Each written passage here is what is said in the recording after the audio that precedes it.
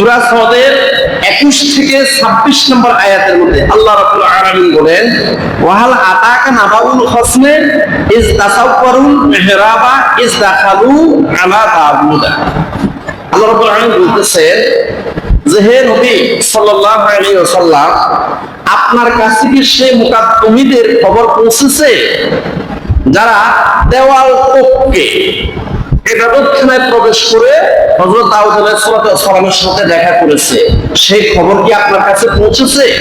তাফসীরে তাবারিতে সূরা সদের 22-23 আয়াতে তাফসীরে হাসান বসরি রাদিয়াল্লাহু তাআলা আনহু বলেন, ইন্না দাউদ আলাইহিস সালাতু ওয়াস সালাম জাজ্জান তাহারাহু আরবাআতা আজজাইন। নিশ্চয়ই হযরত দাউদ আলাইহিস সালাম ওনার দিনগুলোকে 4 ভাগে ভাগ করেছেন। ইয়াওমান লিনিসাইহি, একদিন তিনি নির্ধারণ করেছেন ওনার স্ত্রীদের সাথে দেখা সাক্ষাৎ করার জন্য। ওয়ায়াউমান লিইবাদাতিহি, আরেকদিন তিনি নির্ধারণ করেছেন ইবাদত করার জন্য। ওয়ায়াউমান লিকদাইহি বাইনান নাস, আরেকদিন তিনি মানুষের বিচার কার্য সম্পাদন করার জন্য নির্ধারণ করেছেন। ওয়ায়াউমান লিবানি ইসরাঈলা, আরেকদিন বনি ইসরাঈলের জন্য নির্ধারণ করেছেন। ইউযাক্কিরুহুম ওয়া ইউযাক্কিরুনাহু, তিনিও মন খুলে বনি ইসরাঈলের সাথে ওইদিন কথা বলবেন, আর বনি ইসরাঈলরা মন খুলে দাউদ আলাইহিস সালামের সাথে ওইদিন কথা বলবেন। এইভাবে তিনি ওনার দিনকে 4 ভাগে ভাগ করেছেন। এখন যেই দিন ওনার ইবাদতের জন্য নির্ধারিত ছিল ওই দিন শুধু তিনি ইবাদত করবেন, কিন্তু যেই দিন ওনার ইবাদতের দিন নির্ধারণ করা হয়েছিল ওই দিনেই ওই এলাকার মধ্যে 2 ভাই ঝগড়া লেগে গেছে। এক ভাইয়ের 99টা দুম্বা ছিল, আরেক ভাইয়ের মাত্র একটা দুম্বা ছিল।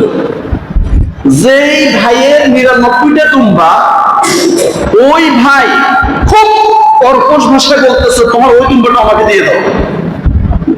যে ভাইয়ের একটা দুম্বা, ওই দুম্বাটাও নিয়ে যেতে চাইতেছে, ওইটাও দিয়ে দাও, আমার 99টা আছে, তোমারটাও দিয়ে দাও। এখন 2 ভাই ঝগড়া লেগে গেছে। ঝগড়া লাগার পরে চিন্তা করলো দাউদ আলাইহিস সালামের কাছে যাবো, কিন্তু ওই দিন ছিল দাউদ আলাইহিস সালামের ইবাদতের দিন।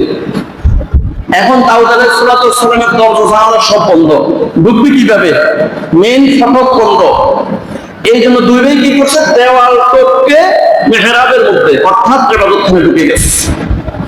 এই জন্য আল্লাহ রাব্বুল আলামিন বলেন, ওয়াহাল আতাকা নাবাউল খসমে, ও নবী সাল্লাল্লাহু আলাইহি ওয়াসাল্লাম, আপনার কাছে কি সেই মুকাদ্দমীদের সংবাদ পৌঁছেছে ইজ তাসাওয়ারুল মিহরাবা, যারা দেওয়াল টপকে ইজ দাখালু আলা দাউদ, দাউদ আলাইহিস সালামের কাছে প্রবেশ করেছিল। ফাফাযা মিনহু, এখন ওই 2 ভাইকে দেখে হযরত দাউদ আলাইহিস সালাম ভয় পেয়ে গেলেন। আমার তো মেন ফটক বন্ধ, দরজা জানালা বন্ধ, কিন্তু এই 2 ভাই কিভাবে আমার এখানে প্রবেশ করলো? বলু লা তাখাফ, তখন ওই 2 ভাই বলল, না আপনি ভয় পাবেন না। খসমানে, আমরা বিবাদমান 2 ভাই, আমরা 2টি পক্ষ, আমরা ঝগড়া লেগে গেছি, কিন্তু আপনার দরজা তো সব বন্ধ, কিভাবে ঢুকবো? এজন্য দেওয়াল টপকে ঢুকেছি। বাগা বাগতুনা আলা বাগ, আমরা 2 ভাই একে অপরের উপরে জুলুম করেছি, আমরা 2 ভাই একে অপরের উপরে বাড়াবাড়ি করতেছি। ফাহাকুম বাইনানা বিল হাক্কি, আমাদের 2 ভাইয়ের মধ্যে আপনি একটু সমাধান করে দেন। এটা হলো সূরা সদের 21 থেকে 26 নম্বর আয়াতে কারিমা। ফাহাকুম বাইনানা বিল হাক্কি, আমাদের 2 ভাইদের মধ্যে সঠিক সমাধান করে দেন। ওয়ালা তুশতিক, আপনি আমাদের প্রতি অবিচার করবেন না। ওয়াহদিনা ইলা সাওয়াইস সিরাতে, আর আমাদের মধ্যে একদম সহজ সরল সমাধান করে আমাদেরকে সরল পথ দেখিয়ে দেন। যেই পথে গেলে আমরা 2 ভাই মিলেমিশে থাকতে পারবো, ওই রকম একটা সহজ পথ আমাদেরকে প্রদর্শন করে দেন। ইন্না হাযা আখি, এই হলো আমার ভাই, এটা আমার ভাই। লাহু তিসউ ওয়া তিসউনা নাআতাতান, আমার এই ভাইয়ের 99টা দুম্বা আছে। ওয়ালিয়া নাআতাতুন ওয়াহিদাতুন, আর আমার আছে মাত্র একটা দুম্বা। ফাকালা আকফিলনিহা, কিন্তু দুঃখের বিষয় হলো আমার এই ভাই বলতেছে আমার দুম্বাটা ওরে দিয়ে দিতে, আমার দুম্বাটাও ওই 99টা দুম্বার সাথে মিলানের জন্য বলতেছে, এই দুম্বাটাও তাকে দিয়ে দেওয়ার জন্য। ওয়া'আজ্জানি ফিল খিতাবে, আমার এই ভাই আমার সাথে রূঢ় ব্যবহার করে, কঠিন ভাষায় ব্যবহার করে, আমার সাথে খুব শক্ত ভাষায় কথা বলে। বলতেছে আমার এই দুম্বাটা ওনাকে দিয়ে দেওয়ার জন্য। ওয়ালা লাকাদ যালামাকা বিসুয়ালি না'জাতিকা ইলা নি'আদিহি। এবার হযরত দাউদ আলাইহিস সালাম দ্বিতীয় পক্ষের কথা না শুনে, শুধু এক পক্ষের কথা শুনেই তিনি মন্তব্য করা শুরু করলেন। অর্থাৎ এক ভাইয়ের কথা শুনেই তিনি রায় দেওয়া শুরু করলেন, আরেক ভাইয়ের কথা শুনে নাই। দ্বিতীয় পক্ষের কথা না শুনে তিনি বললেন লাকাদ যালামাকা বিসুয়ালি না'জাতিকা ইলা নি'আদিহি, তোমার যে ভাই 99টা দুম্বা আছে, ওই ভাই তোমার এই দুম্বাটাও নিয়ে যাওয়ার জন্য যে চাইতেছে, এটা তোমার প্রতি জুলুম করেছে, এটা তোমার প্রতি অত্যাচার করতেছে, জুলুম করতেছে। ওয়া ইন্না কাসীরাম মিনাল খুলাতায়ে লা ইয়াবগী বা'দুহুম আলা বা'দ। এবার দাউদ আলাইহিস সালাম বলতেছে অংশীদারিত্বের মধ্যে অনেকেই একে অপরের উপরে এইভাবে জুলুম করে থাকে। ইল্লাল্লাযিনা আমানু ওয়া আমিলুস সালিহাত, শুধুমাত্র ওরাই জুলুম করে না যারা প্রকৃতপক্ষে একনিষ্ঠ চিত্তে আল্লাহর উপরে ঈমান এনেছে এবং নেক আমল করে, এরা শুধু জুলুম করে না। ওয়া কলিলুম মা হুম, তবে এদের সংখ্যা অনেক কম। এখন দাউদ আলাইহিস সালাম এক পক্ষের কথা শুনে তিনি মন্তব্য করে ফেললেন, দ্বিতীয় পক্ষের কথা শুনে নাই, বিবাদের কথা শুনে নাই, শুধু বাদের কথা শুনেই তিনি জবাব দিয়ে ফেললেন। হঠাৎ করে দাউদ আলাইহিস সালামের সম্বিত ফিরে আসলো, ইন্না লিল্লাহ ইন্না লিল্লাহ ইন্না লিল্লাহ, আমি কি করলাম, আমি কি করলাম, আমি কি করলাম, আমি শুধু বাদীর কথা শুনে মন্তব্য করে ফেললাম, বিবাদের কথা তো শুনলাম না, এক পক্ষের কথা শুনে আমি রায় দিয়ে ফেললাম, কিন্তু বিপক্ষ দলের কথা তো আমি শুনলাম না। সাথে সাথে তিনি ভুল বুঝতে পারলেন। এরপর আল্লাহ পাক রব্বুল আলামিন বলেন ওয়া যান্না দাউদু আন্নামা ফাতান্নাহু। এবার আল্লাহ পাক রব্বুল আলামিন বলেন দাউদ আলাইহিস সালাম বুঝতে পারলেন যে আমি আল্লাহ দাউদ আলাইহিস সালামকে পরীক্ষা করেছি, এটা দাউদ আলাইহিস সালাম বুঝতে পারলেন। ফাস্তাগফারা রাব্বাহু, সাথে সাথে দাউদ আলাইহিস সালাম আল্লাহর কাছে ক্ষমা চাইলেন। ওয়া খাররা রাকিআন ওয়া আনাবা, সাথে সাথে দাউদ আলাইহিস সালাম উনি সিজদায় পড়ে গেলেন, সিজদায় পড়ে আল্লাহর কাছে ক্ষমা চাইলেন। ওয়া আনাবা, আল্লাহর অভিমুখী হয়ে গেলেন। ফাগফারনা লাহু যালিকা, আল্লাহ পাক রব্বুল আলামিন বলেন আমি দাউদ আলাইহিস সালামকে ক্ষমা করে দিয়েছিলাম।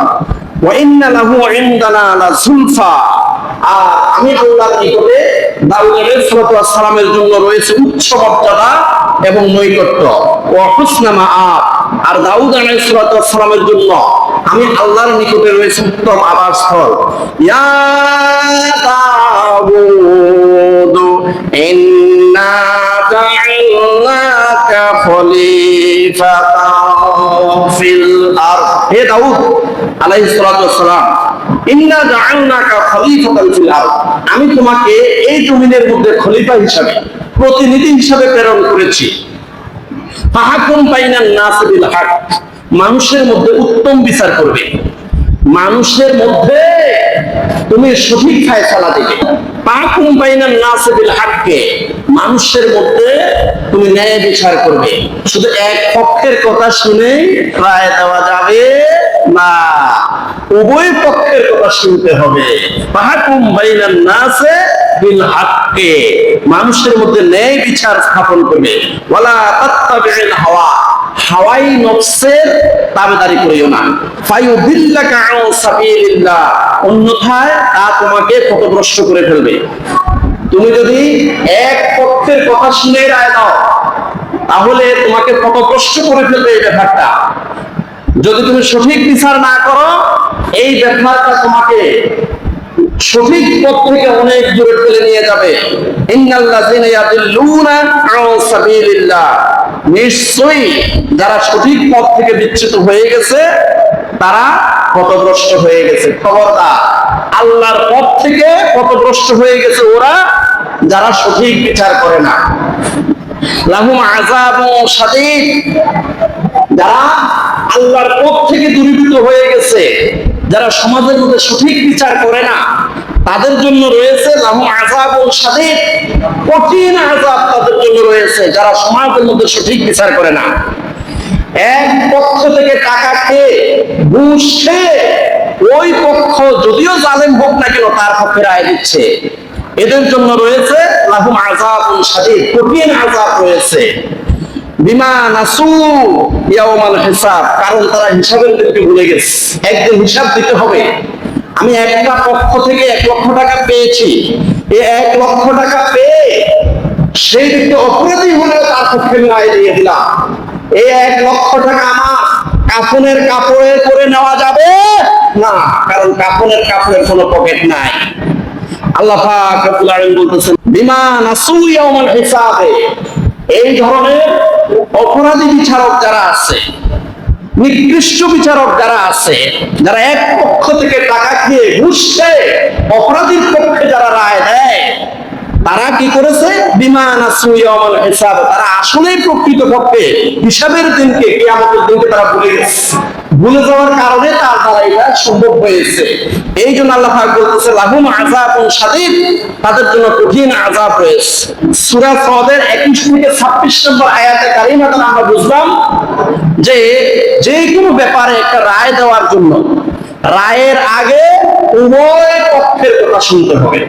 উভয় পক্ষের কথা শুনে কোরআন হাদিসের মধ্যে যেইভাবে বলা আছে সেইভাবে সুন্দর করে সঠিকভাবে সঠিক জবাব দিতে হবে, সঠিক রায় দিতে হবে। এটাই তো আল্লাহ সুবহানাহু ওয়া তাআলার নির্দেশ।